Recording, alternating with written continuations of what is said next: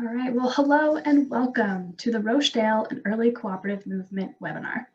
My name is Emma Limbert, and I'm the Education Director at National Farmers Union. Joining me is our Education and Outreach Coordinator, Charlie Michael. Charlie and I are going to be your moderators today. Our host, Urban Crowell, serves on the Board of Directors of the New England Farmers Union and as the Executive Director of the Neighboring Food Co-op Association. Urban is also the current chair of the Board of Directors of the National Cooperative Business Association, or NCBA-CLUSA. Before we dive into today's topic, I wanted to review some basic housekeeping.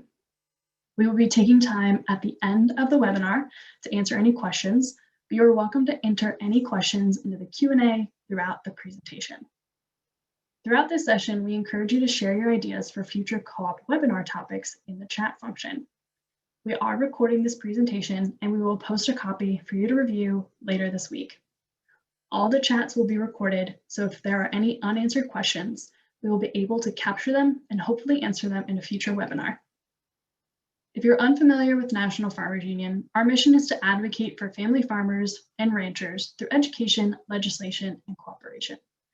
NFU is a grassroots organization, and we work on a wide variety of issues that affect American family farmers and rural residents. We would encourage all attendees to visit our website at nfu.org and explore the opportunities to become involved. I'm now going to turn it over to our presenter, Urban Crowell. Thank you, Urban. Thank you, Emma. Can you hear me okay? And can you see my screen? I can. That's a very cool picture. It's on the screen. Okay. So I'm going to apologize in advance because we've had some technical issues, and I was actually just sharing with Emma and Charlie that we have a movie shoot going on outside our building right now, and it's caused some technical issues. I'm going to be flying a little blind here, but hopefully everything will come together and I'll remember everything that I wanted to say for these slides. This presentation is really focused on the contribution of the Rochdale pioneers, and it's a challenging presentation, I feel like, because there's so many things that we could talk about. But what I'm going to try to do is focus on what I think are some of the significant things about the Rochdale pioneers and how they're relevant today. So let's see, we can skip through a few slides here. So first, I'll just say a little bit about this series. So as Emma mentioned, you know, we're building on the Farmers Union cooperative legacy here, both to try to share the importance of co-ops to rural communities, but also across the economy, and the relevance to contemporary issues. We're hoping to educate folks around Farmers Union policy and the role of co-ops in policy, as well as engaging and educating co-op members and the wider community about how to be involved in the cooperative movement. So just to review, this is the definition of a co-op from the International Cooperative Alliance, an autonomous association of persons united voluntarily to meet their common economic, social, and cultural needs and aspirations through a jointly owned and democratically controlled enterprise. To put that in other words, a co-op is a business that's equitably owned and democratically controlled by its members for their common good, the good of the community, and to accomplish a shared goal or purpose. Any surplus or profit, in contrast to other business models, is distributed among members in proportion to their use of the business. And when we say use, we're talking about the purchase of products and services, the volume of product processed, sold, or marketed for agricultural co-ops, or labor contributed for worker co-ops. And as I just mentioned, it's a very flexible business model. So it's not only useful for farmer co-ops, but other types of producer co-ops, worker co-ops, consumer co-ops, et cetera. You name it, you can use the cooperative form to meet those goals. So to date, if you go to the Farmers Union YouTube channel, you'll find a couple other videos. We did an introduction to the cooperative movement and what makes co-ops unique. We did a webinar on growing cooperative enterprise, particularly at this time in the economy. There's lots of resources there for startups. And today we're going to focus on the Rochdale Society of Equitable Pioneers. So for today's session, where I'd like to focus is, some of the myths and realities around the Rochdale pioneers, how they were organizing for change, why Rochdale was such a focus of cooperative organizing, a little background on the experimentation in cooperative enterprise, how the idea spread, and sort of this question of whether the Rochdale story, whether its principles are still relevant. So some of the mythologies, and I want to be the first to mention, I'm not the expert on Rochdale. There's lots of really good books and resources out there. There's also a lot of misunderstandings. There's this sort of mythology that they were all starving, unemployed weavers, that they founded the first ever cooperative, and that they created the cooperative principles that co-ops operate by today. In reality, sorry, I'm trying to, there we go, now I can see. In reality, yes, weavers were involved at Rochdale, but more importantly, from my point of view, what you're talking about is a group of very seasoned community activists from many different backgrounds who've been part of not just experiments in cooperation, but also activism around voting rights, women's and children's rights, workers' rights, religious freedom. They were also, one of many cooperative experiments, not just in the UK, but around the world. And it's one that worked, and one that stood the test of time. They also established a combination of operational rules that were adopted and adapted by the movement over time. If you had asked the Rochdale pioneers what their principles were, they probably would not have been able to tell you. It was only later that people really thought through what it was that the pioneers got right and how to share that with other people forming cooperatives.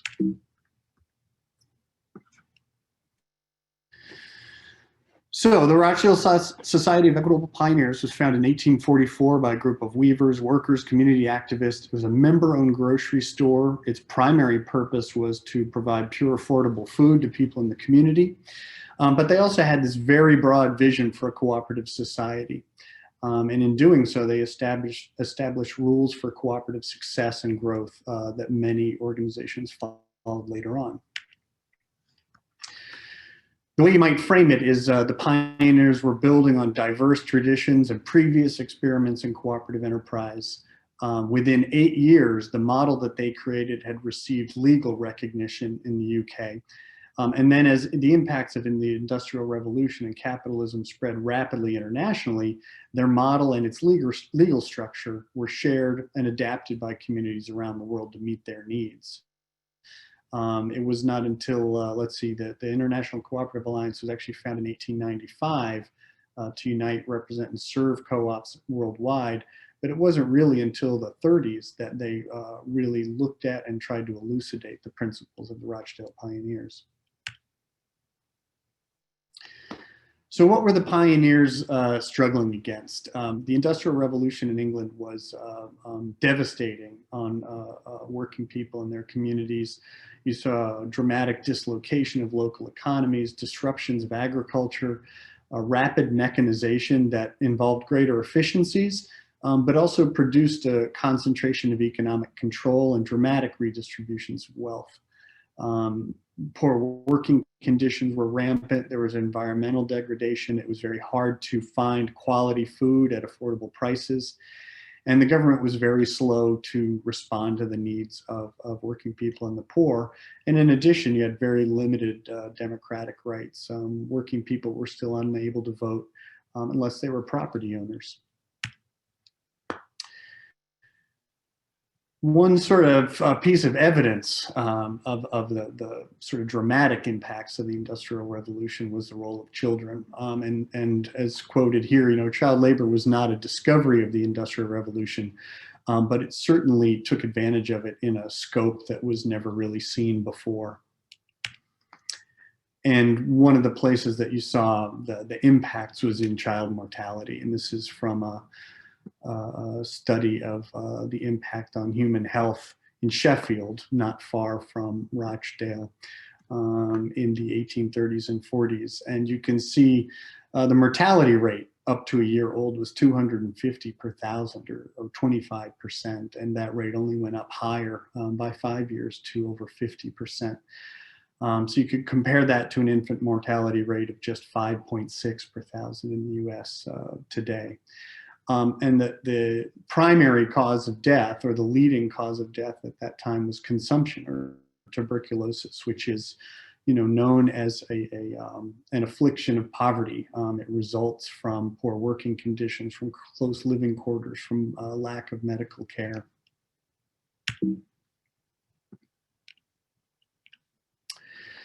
You also had the challenge of sort of philosophical perspectives at the time. Adam Smith was very influential at the time, the author of Wealth of Nations, who saw, the primary mobilizer of economic growth was self-interest and competition, and a self-regulating market was the way to organize the economy, and government intervention was counterproductive.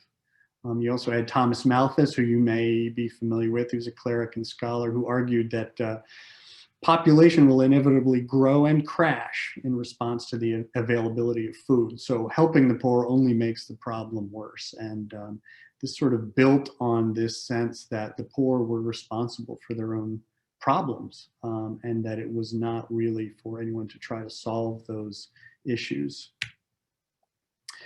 However, you had a lot of community responses to these situations. You might be familiar with the term Luddite, which was a group of followers of Ned Ludd who basically tried to respond as weavers by breaking machines that were taking away their jobs. And actually, breaking of weaving machinery was outlawed as early as 1721 and could even be punishable by death because it was such a common occurrence, I guess you could say.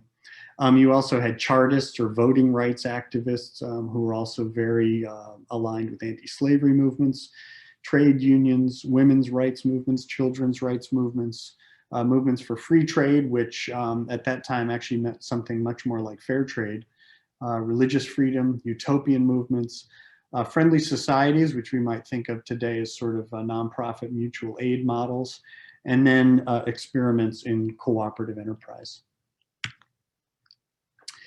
And many of these movements got their inspiration from Robert Owen, who was a successful industrialist and utopian socialist at the time, who really contested these ideas that the working poor were responsible for their condition. And he argued that moral development was a result of the environment, and that business owners had a responsibility to their workers. And he spent a lot of his time planning, thinking about how to plan communities, basically villages of cooperation, self-sustaining communities. And this was really sort of a top-down solution to the economic problems of the time. Robert Owen operated the New Lanark mill in Scotland, which became the largest cotton mill in Europe at the time. And as a benevolent business owner, he worked to eliminate child labor. He also used resources from the mill to provide housing, food, and education. And a lot of his philosophical writings inspired Owenite experiments in cooperation. And interestingly, New Lanark is now a United Nations World Heritage Site. So why would all this come to a head in Rochdale in particular? This is in the northwest of England, Greater Manchester. This was already a commercial trading center at the time, but as industrial development grew, so did Rochdale. With the building of a canal and a railway tunnel, it became sort of a center of this transition from rural to urban living and rapid industrialization. It was a center for wool milling, and later cotton, which we'll discuss a little bit later in terms of the significance to the cooperative movement. Rochdale was also the center of organizing and social conflict. So you saw just a long series of dramatic events with union organizing, democracy rights organizing, Luddite riots. The Peterloo massacre was a key turning point. It was a rally for suffrage that ended up in the death and injury of quite a few organizers. And also, and so in the 1830s, you had a third of workers out of work, weavers out of work due to the Industrial Revolution. And at the same time, legislative attempts to give people more say in their government continued to fail. and troops were stationed in 1840 until 1846 to sort of keep calm in the area. It's also significant that Frederick Douglass, a famous former slave and anti-slavery activist in the United States, visited Rochdale twice, once in 1846 and 1860. Why would Frederick Douglass visit Rochdale? Well, I mentioned cotton a minute ago. The northwest of England was really the corner of the triangle, right? The triangle of the slave trade. As wool was displaced by cheap cotton from southern plantations, by the 1850s, there were over 100 cotton mills just in this area of Greater Manchester, which became known as Cottonopolis. And it continued to play a key role in that trade that facilitated and benefited from the slave trade. So in many ways, Frederick Douglass was there to help both end legal slavery in England, but also appeal for support for ending slavery in the United States. So the Greater Manchester area was not only a center for working class organizing, it was also the start of a very high level of recognition of the impacts of globalization on people's human rights and the ability of working people to influence those events. It was a center for Chartist and anti-slavery movements, and Frederick Douglass was actually the guest of Quaker abolitionists, a couple of whom served in Parliament, to basically make the case against slavery in the UK. He also visited co-op communities in the United States, one not too far from where I am in Northampton, Massachusetts. Around 1861, so this is a quote from Karl Marx, actually, in the New York Daily Tribune, which sort of shows the growing recognition of the linkages between the mills and the slave trade. As long as the English cotton manufacturers depend on slave-grown cotton, he said, it could truthfully be asserted that they rested on twofold slavery, the indirect slavery of the white man in England and the direct slavery of the black man on the other side of the Atlantic. One of the places where this sort of, the legacy of this organizing and education and growing solidarity was in what became known as the Lancashire famine. So in 1861, when the North basically blockaded the South as part of the effort to end slavery, the source of cotton was cut off for Manchester, for Rochester, for all of these mills. And then in 1862, Lincoln issued the Emancipation Proclamation. And during this period of the Civil War, over 330,000 mill workers in this relatively small area were unemployed. And there was a major gathering of workers. You can see my incomplete sentence there. Gathered to talk about what to do. They had all been put out of work, and they actually ended up issuing a declaration of support for Lincoln and the emancipation of slaves in the United States, even though there was a very serious famine going on. It was also deeply impactful for the co-op movement. At that point, there were 188 co-op societies just in this area. And many of them were at risk for failing because their members were the workers in these mills, and they no longer had an income. At the time, the cooperatives actually dedicated a lot of resources to feeding the poor. Many of them, as I mentioned, were at risk of going out of business, but many of them survived. They also had to overcome some of the what would I say, opposition by the government. I've read a number of articles that talk about how in return for receiving food aid from the government, cooperative members were pressured into giving up their membership in the cooperatives because they were seen as such a threat in this situation. And you saw this explicitly later in the development of the there's another era, the Cooperative Wholesale Society, which was, of course, 1863, not 1963.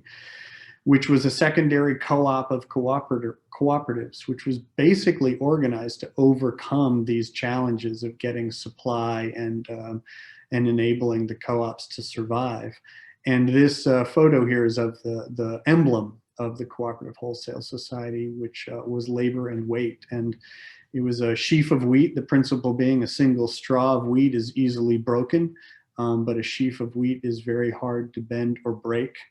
And so it was this idea of solidarity among cooperatives, but not just among cooperatives. As you can see, the slogan labor and weight is spelled in the American version of English. And that's because it comes from a poem by Henry Longfellow, who was not only a poet, but also an abolitionist. And it was an explicit statement of solidarity with the abolitionist movement in the United States.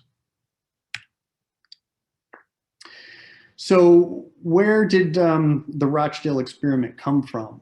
As I mentioned in a past presentation, you know, I do think it's really important to recognize there are many cultural, historic, legal experiments in cooperation that came before the Rochdale pioneers. And it's important for us to recognize those indigenous traditions, models for mutual aid and ownership from other communities, as well as those patterns in our agricultural communities of mutual support.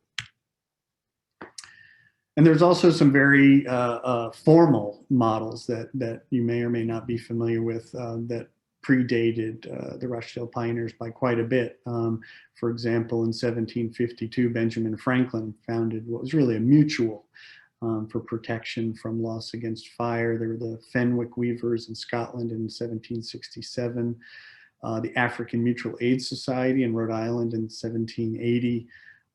And again, here in Northampton, the Northampton Association of Education and Industry in 1842, which was a planned, self-sustained community organized around a cooperative silk mill. One of the key sort of organizers in the shift from the sort of top-down social change model represented by Robert Owen was William King, who was a Christian activist who sort of outlined the moral and economic basis for cooperation. And he asserted that cooperation rather than competition and capitalism was much more in line with Christian values. And he also recognized that a key problem for working people was that their sort of loss of wealth by having to go to other businesses, basically businesses owned by capitalists. So he devised this way of shifting from charity to self-help through grassroots education and organizing. Members would provide their own capital, and the idea was you would have a retail store, and by retaining a portion of the profit from those retail stores, working people could build up capital to meet their needs together. He published a journal called The Cooperator up until 1830, organized congresses to create these new co-ops. And by 1830, there were 300 retail co-ops. Again, this is 14 years before Rochdale. And then by 1840, the movement started to slow and the majority of them failed. There's a number of theories about why they failed, whether it was external pressures on organizing. You know, people were pressure to organize labor unions and had less time to organize co-ops. They were limited in membership because they were organized under these friendly society statutes. Many of them extended credit to members who were in dire need and then couldn't collect on that credit. And they had no real legal status for what they were trying to do. And importantly, no way to distribute any of the surplus from these successful businesses to people who are in dire need of money and of food. And so the only way that members could actually get to these resources was to close them down. At the same time, these experiments were important contributors to the success of cooperatives in the future. And as King even recognized, you know, these failures would be productive and great teachers of true principles in the future. And it wasn't too long until the Rochdale pioneers basically took another shot. Many of them were members of a previous attempt at a cooperative in Rochdale that had also failed after a few years. But David Thompson, in his book, Weavers of Dreams, I thought put together this great sort of analysis of what was happening in 1844 and this convergence of, three different approaches to what the economy could look like. We often take for granted how the economy works around us. And certainly as a student of cooperatives, it was great for me to see how these different approaches were evolving at the same time, whether it was capitalism and the Joint Stock Act in England, Marx and Engels doing their thinking around empowering working people through communism and the state, or the Rochdale Society of Equitable Pioneers, who established these basic operating rules that became the principles for the cooperative movement. Significantly, as I mentioned, in terms of King's organizing, and there was no legal status for cooperatives, a key outcome of the organizing of the Equitable Pioneers was within 10 years, I guess 8 years out, they were able to get legal recognition for cooperatives in the UK.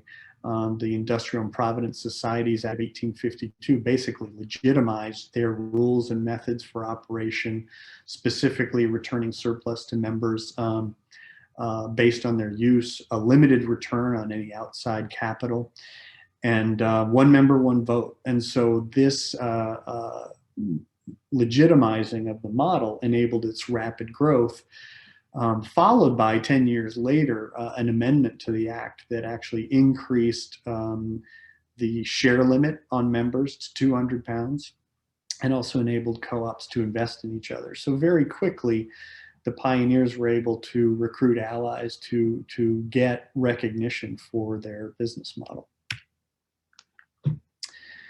So in 1844, you had the founding of the Equitable Pioneers, 1852, legal recognition, 1862, co-ops could invest in each other, followed very quickly by the establishment of the Cooperative Wholesale in 1863. And another key organization in the growth and development of the cooperative movement in the UK was the Industrial and Women's Cooperative Guild.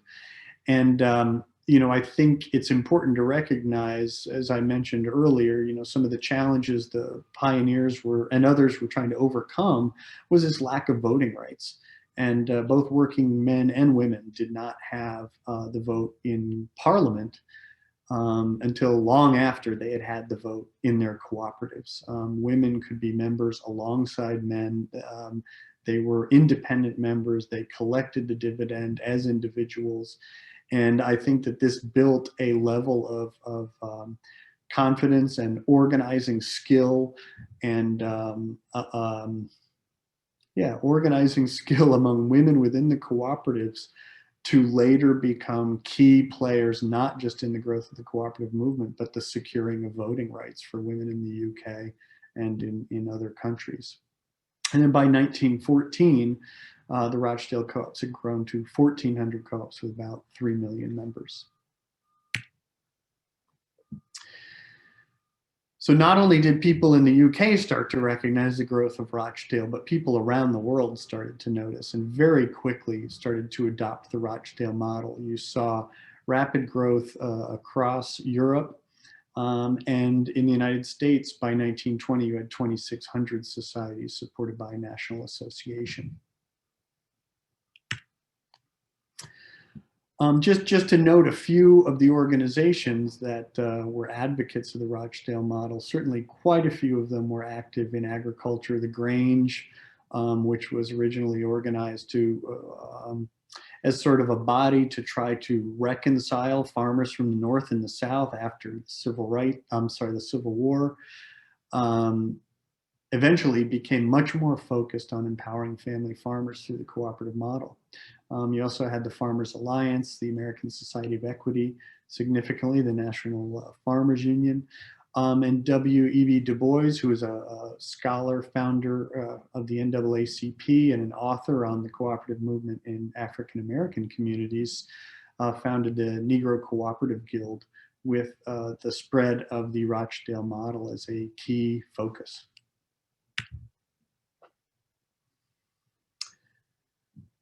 As I mentioned, in 1896, I believe it was, the International Cooperative Alliance was formed, but it was not really until 1937 that it took on what it was about the cooperative effort at Rochdale that was so significant. The Rochdale pioneers never wrote down a list of principles. What they had was operating rules. And at the time, their ideas were often not in conflict, but they were part of this mix of international dialogue around what the cooperative movement should be focused around. And in 1936, the ICA basically took on a study to sort of understand what was behind the dramatic success of Rochdale and how it could be applied to other sectors. And so this was the original set of principles as developed and communicated by the ICA. And it's significant to mention, early on I mentioned one of these myths was that the Rochdale pioneers had come up with the principles and that they had sort of been passed down all the way to the present. It wasn't until 1937 that the ICA elucidated what was meant by these principles, and then they underwent revisions twice up until the definition that we have today. And through a very deliberative international process in which cooperators around the world became part of describing what it was that made cooperatives different, what were the values behind these operating principles, and how they distinguished cooperatives from other forms of enterprise. You can also see the evidence of the Rochdale operating rules in the definition of co-ops used by the U.S. Department of Agriculture, which attempted to distill all of the other values, principles, operating rules that had been passed down since Rochdale into something that was very straightforward and easy to understand and promote. And so this is the definition that the USDA uses, which is a co-op is a user-owned business that's controlled by and operates for the benefit of its members rather than outside investors. So it's interesting at the same time, this definition was really put together as late as 1987. So it's pretty recent that the USDA took on this task and tried to elucidate what it was that made the principles different and how they were relevant to agricultural producers. At the same time, the International Cooperative Alliance was moving kind of in the other direction and basically saying this sort of distilled version of what a cooperative is doesn't do enough to distinguish what it is that makes cooperatives different. And that's where you see the list developed of the values, the ethical values behind cooperatives, as well as the principles. So, does Rochdale matter anymore? And I wanted to include this quote here from Brett Fairbairn, who's written a great, very short book on the meaning of Rochdale. It's easy to do an online search and get a PDF of it. It's called The Meaning of Rochdale. His point was that the important thing to remember about the meaning of Rochdale is that it's constructed by each generation to meet its own needs. So every successive group that has sort of identified the significance of the cooperative ideal represented by Rochdale does so through its own lens and what's going on around it at the time and the challenges that people are facing. So when I think about whether or not the Rochdale effort, the Rochdale example is relevant now, I think about some of the challenges and opportunities that we're facing today. So We are still, as a result of the pandemic and growing inequality, we're dealing with largest recession since the Great Depression. We're seeing a wave of small business closures and sort of the infrastructure of local communities falling away.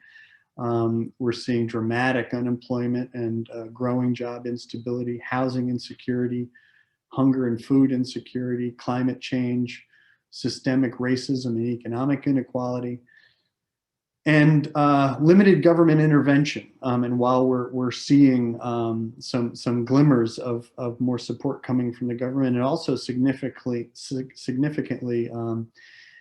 some recognition of the potential role of co-ops in rebuilding, that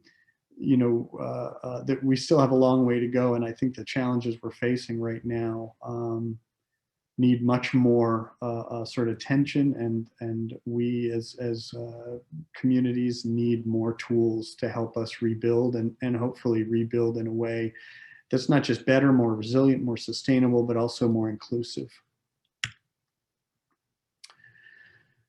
So some of the lessons that I see coming from Rochdale are at their time, they were facing this real idea that working people, the poor, were not capable of meeting their own needs. And I think Rochdale, one of the reasons that it is pointed to so much is that it provided a model of self-help and empowerment for working people that people had seen before, but had not seen succeed like Rochdale did. I also tried to mention some of the ways that the legacy of social justice and solidarity are built into the history of Rochdale, and it's certainly found expression in the cooperative movement over time. But I think it's something that we can look to as we think of not just the potential of cooperative development and growth, but also the role of our cooperatives in addressing issues of social justice.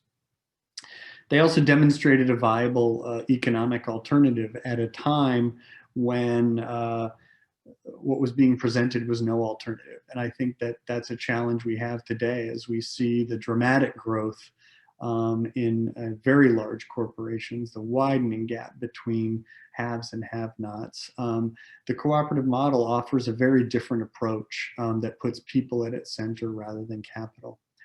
There's a missing bullet there that was really around the idea that Rochdale presented of starting small, but having this much larger vision, and the way that Rochdale was able to very quickly find common cause with other cooperatives and create federations and associations and cooperative unions that could create scale while retaining local control was a very important lesson for us today. And also this idea of pragmatism and vision. While Rochdale was very focused on education, developing commercial experience, understanding how to run a business, and focusing on making that business work, they never let go of that broader vision that they were reaching toward, which was really a cooperative commonwealth, a different form of economy, a cooperative economy characterized by democratic member control. I think it's also significant, many times we hear that co-ops aren't capable of reaching scale, or they need to give up values and principles to reach to scale, to really have impact, or to give up member control and give more control over to capital. And I think the cooperative group, while it's faced a lot of challenges over time, is a demonstration of what can be done using the cooperative model. So one of the things that I really think perhaps this should have been another one of the myths I put at the front end of this presentation. There's this sense that Rochdale exists in the past, but the store at Rochdale never went out of business. It was through this ongoing development of federation, of association, of union. It continued operation, and it continues to do so today, both individually and in the form of the cooperative group. So in the UK, you have I believe it's now the largest consumer-based cooperative system in the world, with 4.6 million members, 70,000 employees, 3,700 locations, and it's meeting its members' needs across the economy. So not just grocery stores, but also pharmacy, insurance, legal services, and funeral care. And it generates £9 billion in annual revenue. And this is a photo of their fairly recently built headquarters in Manchester. So finally, I'll just leave you with another quote from Brett Fairbairn, thinking about the potential for the cooperative economy. And again, speaking to the significance of Rochdale, which I think is important to put in the context of all the other experiments from so many other places in the world, but recognizing that they were able to combine those experiences from the past to sort of reorient, to try a new combination of values and principles that really worked. And I think it is valuable to look back and make some sense of what they were able to accomplish and how it's relevant today. What are the experiences we've had since then? What are the new challenges and opportunities we face that would benefit from thinking about the Rochdale experience? Because I think many of the things that they were trying to overcome are not that different from what we're facing today. And I think the potential that we have today is also very similar. So cooperative housing, worker cooperatives, even collective agricultural cooperatives can all look back to the original Rochdale plan for inspiration, for they were all pieces of the pioneer's vision. In 1844, these pieces were not separate, for consumer cooperation had not yet become split from producer cooperation, nor one sector from another to the degree that has become common today. The Rochdale pioneers conceived in one association of what would now make a multi-sectoral cooperative movement. So that's my attempt to give you a little sense of what I think is the significance of Rochdale, not just in the past, but today. This is my contact information for you. I also want to just share a few quick resources. So again, I hope I did these stories some justice, but there's some really great resources out there, many of which are online. So Self-Help by the People, A History of Rochdale by George Jacob Holyoake, whose birthday is actually today. That's something you can easily find online. Co-op, The People's Business from Johnston Birchall really details the growth and development of the co-op movement in the UK. I mentioned The Meaning of Rochdale by Brett Fairbairn. Weavers of Dreams, David Thompson is a great book. And the Rochdale Pioneers Museum has put out a great sort of short history from their perspective of the Rochdale Pioneers. And I want to mention again Jessica Gordon-Emhard's book, Collective Courage, which not only speaks to the important history of cooperation in African American communities, but also mentions sort of the merging of those histories and legacies with some of the tools and ideas offered by the Rochdale pioneers, and sort of an important detailing of how the cooperative movement has sort of cross-pollinated globally, and this spirit of solidarity and mutual support has been demonstrated actively in the growth of the movement. And I will stop there. Emma, would you like to pick up? Sure, thank you, Urban. That was really interesting. And I'm a sucker for a good list of resources, so thank you for sharing those.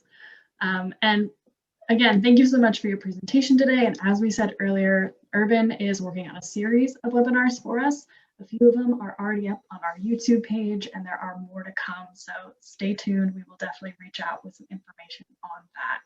But our next webinar, which is going to be a different topic, will be hosted on April 22nd at 3:30 p.m. Eastern Time. This webinar is titled The Meat of the Matter, Climate Change and Beef. It will focus on the ways that climate change is affecting the meat supply chain, how our speakers are adapting to these changes, and what they're doing to minimize their impact. So I think Charlie actually has a handful of questions he's lined up from our audience, if you wouldn't mind going through a couple of those with us. Absolutely. Yeah, certainly. Thank you, Emma. And Urban, the first question was about whether you're aware of any relationship between the development of cooperatives and immigration patterns. That's a great question. I would want to do a little bit more research on that beyond just sort of anecdotal, I'd have to say. But so even in the Rochdale co-ops, I mean, you're talking about a lot of folks, particularly rural people who had lost their livelihoods in all parts of that area of Europe, converging on this area to find work. Even if many of these folks were from the same basic area, they were far from home. And a lot of these cooperatives really were organized around the interests of people who had either been brought in or had migrated in to find work from other regions. I certainly know from my experience in sort of modern cooperatives, there's a whole new wave of co-ops, often described as social cooperatives, particularly in countries like Italy, that have really been organized specifically to meet the needs of immigrant communities, to empower them to find economic opportunity. But I'd want to do a little bit more research on that, and maybe that could be a topic for a future webinar. Certainly, that sounds great. And Judith, I do see your question there in the chat following up. It sounds like maybe we'll just have to get a little more information on that and make it a topic for the future. I'm going to pull together two questions at least here. I know there's a couple on this topic. Wayne was wondering if a big co-op can still function well under the original principles. And then Carl sort of had a follow-up to that, which is that he said there are lots of different kinds of co-ops these days. Some follow all the principles, some not so much, especially as related to concerns around representation and ethics. He notes that some are very large ones and are hard to discern from large for-profit corporations. So do you have any thoughts on this? Well, there's so many things to pull out of that. What I would say is, the pressures, particularly in a competitive environment of running a large cooperative, shouldn't be understated. Certainly my perspective is that the cooperative identity, the values and principles, the engagement of members is a competitive advantage for a large cooperative. And there's lots of examples of cooperatives that really take that seriously. In the program, my cooperative management program that I did at St. Mary's University, one of the things that we studied was looking at very large cooperatives and how they try to keep that principle of direct democracy alive, and how we can learn from those and share them. One of the challenges that we have is when you get to a very large scale in a competitive environment, cooperatives often have to bring in managers from the outside who have expertise in that industry. And it's not necessarily any fault of those managers, but they've probably never been educated in what it is like to manage a cooperative, right? That's kind of a fault of the movement, is we have not created enough opportunity for management training that really enables professional managers to think about what's different about managing in a cooperative environment. At the same time, I think we could do much better at educating members on what constructive, innovative input in your cooperative looks like. How do we engage as members in a way that supports future success? And I think both of those things are key challenges. But the short version of that is from my perspective, the cooperative identity is actually the key competitive advantage that co-ops have, and what we need to be taking advantage of today. Definitely big challenges, but hopefully not intractable ones. Yeah, very good. So Dylan, I think it was wondering, from a business standpoint, are there disadvantages of being a cooperative as opposed to a corporation of shareholders? And I think maybe you got that a little bit, but is there anything you'd add? Sure. I mean, I guess, and I think you and I have had this conversation a little bit, Charlie, but my perspective, when you see that, The biggest disadvantage to operating a cooperative is when you attempt to management as something other than a cooperative. Like that's when you're unable to actually take advantage of the competitive opportunity in having a member-owned enterprise. It's very complicated. Navigating member input can be very challenging, but that's the type of information that mainstream corporations like pay consultants to find out, right? Like what do my consumers think? What do my suppliers think? What are my workers thinking? By making those groups stakeholders in a cooperative, you make them partners in business success. Now, you could say a shareholder-held business is much simpler to run because the primary objective is maximization of profit, and certainly those models do that very well. Like that's not necessarily a critique. Like if your goal is to maximize profit, by all means, use a model that is oriented toward that goal. But I think they are two different models with very different purposes and need to be operated as such. I guess the other thing I wanted to mention, and I think I probably skipped over this, in this evolution of the cooperative identity, there's always this debate around sort of balancing social purpose and business operation.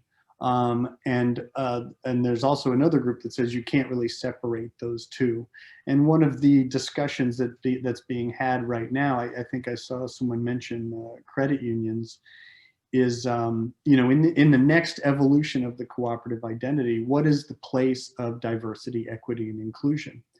And there's a very powerful dialogue going on right now at a global level on, are ideals explicit enough in the existing values and principles, or do they need to be raised up more? Do they need to be more visible? And do we need to hold our cooperatives more accountable to that vision of a more inclusive society? And I think it's one of the most powerful things about the movement is that it's not based on some kind of certification where you get a stamp that says you did it all right. It's a living it's a living movement that is in constant sort of debate and self-analysis, and we as cooperative members need to be involved in that in order to help it live up to its potential. Yeah, that's a very, very interesting way to put it. I like that a lot. Next question is from Annie, who I just want to give a shout out. I think Annie's affiliated with the Ashland Food Co-op, and I was actually just talking to one of my friends the other night about how much we love that co-op. So thanks for keeping keeping it running there. So Annie says, I know we may all be co-op geeks here. Speak for yourself, Annie. Just kidding.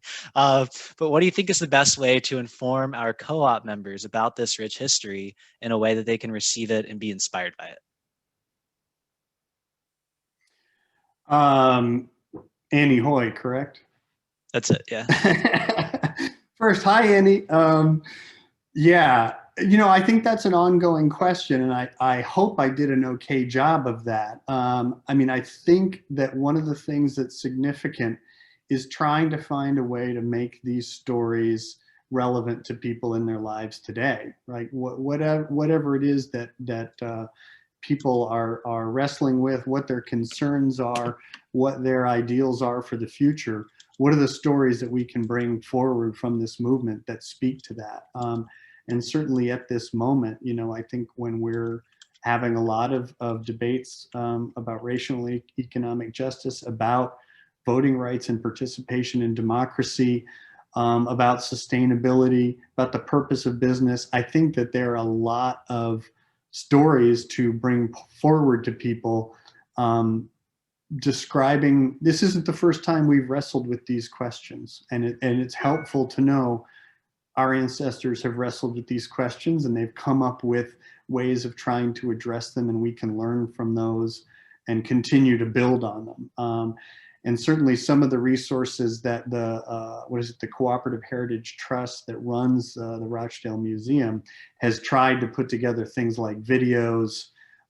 They've tried to put together comic books, things that can reach people at the level, where they can get excited about these struggles from the past and how they're relevant to us today. Yeah, I was just thinking too during your presentation, a trip to the Rochdale Museum might be a good post-COVID activity if anyone really wants to take a deep dive. So just one very quick last question for you. Is it all right if we drop your email in the chat? Some folks were asking to have that Oh, contact info absolutely. resurfaced. Very good. Absolutely. Yeah, I'm sorry I skipped over that one fast. No worries at all. I'll just give one final plug. Folks, we are collecting evaluation data on this presentation today. I will be putting that link in the chat right now. Please fill it out. It really helps us shape future programming. We really take your feedback to heart and act on it. So. Yes, please. And please, any ideas? I saw a few things in the chat just around different things people would like to talk about more, hear resources on. Please share those too. I'm happy to adapt our future presentations to those, to that input. Thank you. Thank you both. And yes, we will also be sharing the link to that survey after this. So if you miss it today, you'll definitely hear from us and have the opportunity to fill it out. But we really want to make sure that all your questions get answered, not just today, but in future webinars. So we would love to cater future topics to you. Thank you, Urban, again for your time. This was great. I hope everyone has a great rest of your day, and thank you for joining us. Bye, everyone.